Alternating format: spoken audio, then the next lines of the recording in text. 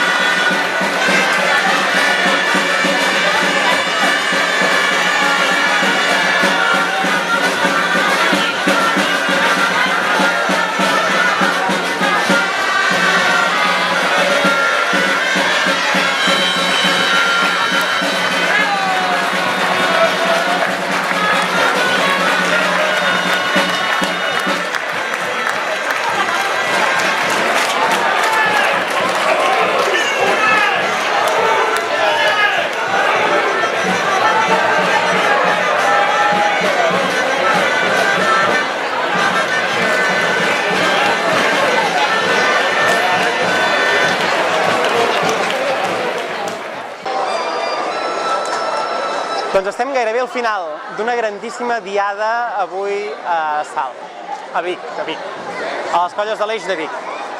Per què és una grandíssima diada? Per moltes coses, però a veure, anem per parts. Primer de tot, el que falta ara aquí és el castell de Germanó, que veurem de seguida, que és un castell que es fa una vegada a l'any, un castell en el qual hi participen 4 colles, i és l'única vegada al llarg de tot el curs casteller, de tota la temporada castellera, que 4 colles munten amb diferents camises el mateix castell. Una cosa molt maca de veure, que cada any té més seguidors, per entendre'ns, que cada any agrada més, i serà el que de seguida veurem. I per què és una gran diada, estàvem dient? Doncs per algun motiu, el primer de tots, és perquè Marrecs ha fet una clàssica que, per entendre'ns, a veure, anem per parts, que té molta història aquesta clàssica. En primer lloc, és la primera vegada que Marrecs treu una clàssica fora de Salt o de Girona. Què és una clàssica? És descarregar un 3 de 8, un 4 de 8 i una torre de 7.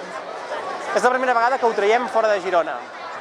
És la primera vegada que fem una clàssica de 8 a la primera.